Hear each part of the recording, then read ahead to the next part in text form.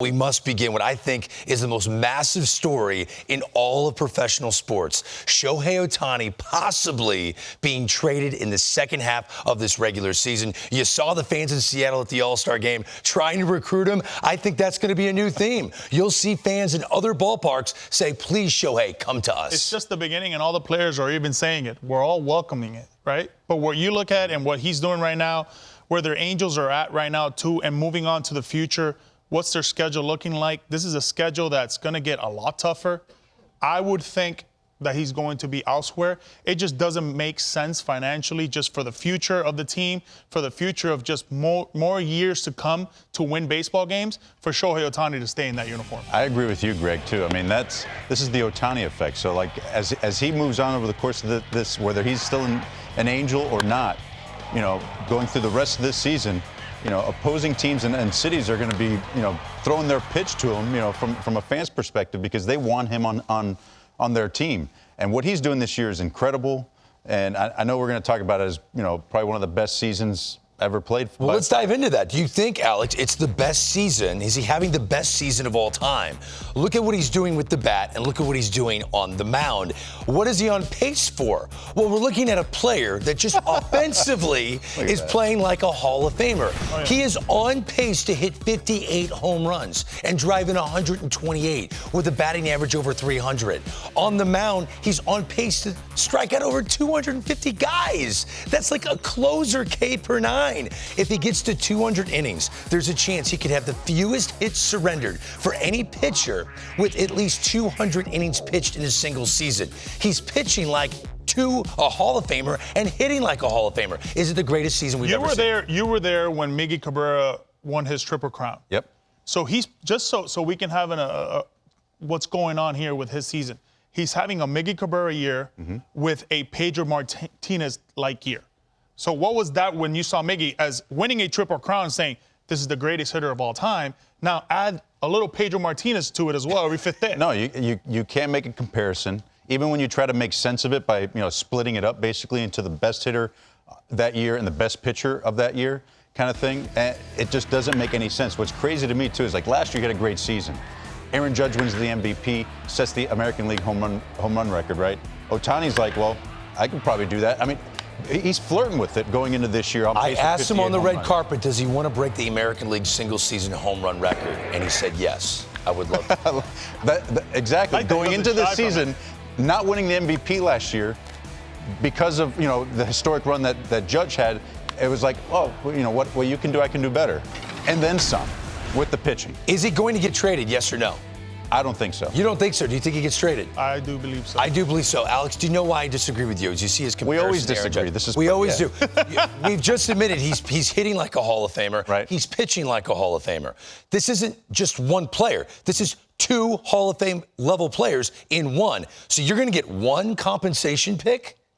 You're going to get one comp pick and let two Hall of Fame players wrapped in one leave your organization? I understand what you're saying. I really do, because what I just think that Artie Moreno and the Angels, they don't want to trade him.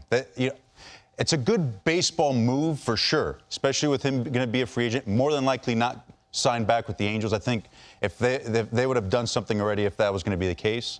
But one, he's going to be a rental, so it's going to be tough, I think, for a team to, like, really mortgage the farm like that for 2 months. Oh my goodness. I really feel do. Like if it hasn't happened yet to sign with the Angels, he's got to get moved on. Like, he's not going to sign back with them.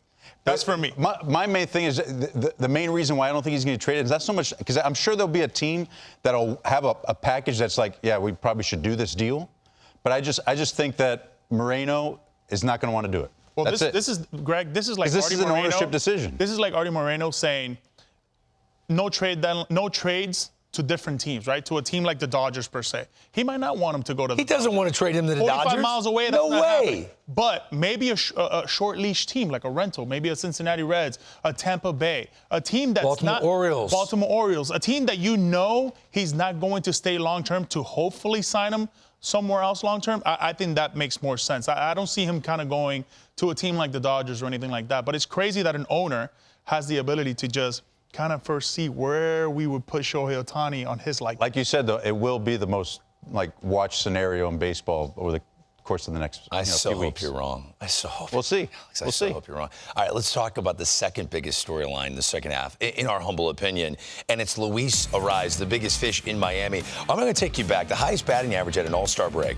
among qualified hitters since 1994. You got to go back to 1997 when we had Larry Walker and Tony Gwynn hitting over 390. Then it's Nomar in 2000.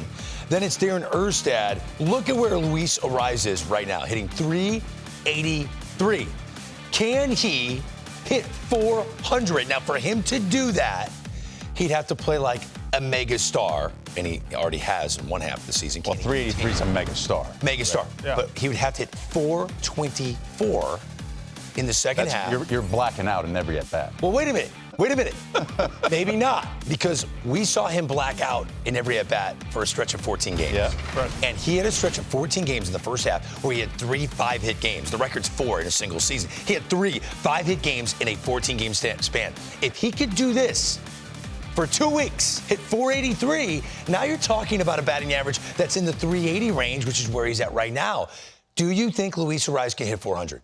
Yes, I think he can, but he's got to walk more. I think during that stretch of 14 games, he only had 3 walks. If he's going to be able to do that, the on-base percentage needs to go up, and it's got to be more games like a 1 for 3, a 2 for 4, instead of a 2 for 5. That, for me, is the only way that I would see that happening. They're going to be a lot more careful now. These games in August and September are going to be way different. He's not a surprise anymore for in the league. Like, the Marlins aren't a surprise. He's not a surprise anymore. They're going to be very, very careful. He's got to take his walks. Well, to hit 4, to your point, though, like I think it's got to be more like a 2 for 3 with a walk or a 3 for 4 with a walk. Yeah.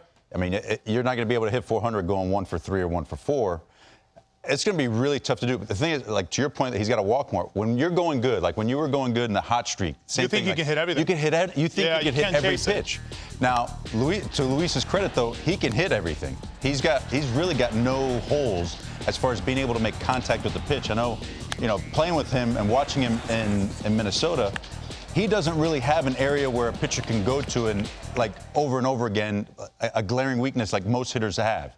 And, with him, he's a good bad ball hitter as well. He can make contact and hit it all over the field. And same thing with pitches in the zone, including not just velocity, but then also breaking stuff. So he's at a point where, like, he just thinks he can hit everything, and which he can.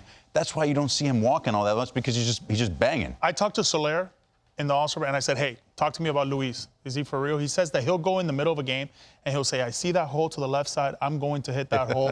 If I see there's a shift on the right because there's somebody on first base, I'm going to shift him so we can get first and third. He can call out his hits. That's how good he is. You know what's wild to me, though? So playing with him in Minnesota, the one thing I did notice, and I'm actually glad I kind of talked about it a little bit during the All-Star break with CY on set, he doesn't look at scouting reports. Right? Like, every once in a while you might see some video of pitchers, but he doesn't look at scouting reports. As a hitter, how many times you wanted to know the pitcher's percentages, what he's throwing in these situations, what is he like, what is his best pitch, what does he like the most in certain situations? He doesn't look at any of that stuff. Why do I love that so much? He doesn't look at anything. I love that. He is pure reaction. Tony He's pure Gwynn, reaction. 2.0. Last week of the regular season, he will be within striking distance of 400. I don't know yet, my bad knee, if he's going to do it, but the last week of the regular season, it will be one of the biggest stories that we talk about. Hey, your knee was wrong. With Ronald Acuna Jr. leading off the game, by like this much it was wrong. And Ronald Acuna Jr. is trying to join this group. 40 homers, 40 stolen bases in a single season. He's on pace for 38 home runs and 75 bags. Now, none of these guys came close to 75 stolen bases. So what type of player are we looking at from Ronald Acuna Jr.? This is eerily similar to an Eric Davis 1986 season. Ronald Acuna Jr. is doing something we just haven't seen. And that year in 86, Eric Davis has not hit 30 home runs. Ronald Acuna Jr. is playing on the best team in the National League, and he is mashing. Eric Davis stole 80 bases with a 901 OPS. I know Acuna's batting average is higher. He's the heavy front runner for MVP in the National League. This is, if there was no Ohtani being otherworldly yonder, we would be talking about this as one of the best seasons we've ever seen. Look, when I look at him, first of all, in March, I looked at him during the WBC, and I said, this guy's going to be a 40-40. I mean, you can just tell how healthy he looked. I think the running is going to slow down a little bit. I think the slugging will go up. It gets a lot hotter right now during these months where the ball really flies out of SunTrust. I think his lineup, the lineup where he's at right now in the middle of that lineup, Matt Olson, he's got to continue to get that slugging out as he's been. If the guy hitting behind him gets really, really hot, he'll be 40-40. No, you make a good point. The lineup he's hitting in right now, like, is conducive for him to be able to put these kind of numbers up. He's a great player regardless of who's hitting behind him. But I mean, how amazing is it though? Like last year, we saw Judge, have a historic season, and then this year we're talking about Ohtani, Urias, and Acuna having historic seasons as well. I mean, it's unreal. It really is. And I don't think he's going to slow down. At the All-Star game, I go, hey, man, if you reach first base in the first inning against Garrett Cole, you're going to steal second. He looks at me in perfect English and goes, third and home. He was not hesitating. Not lacking in confidence. Yes, absolutely. Hey, let's go to Twitter because we got this fun one from Yonder Alonso. Book it. Ronald Acuna Jr. will be a 40-40 guy in 2023. When did you tweet that out? I said that in March.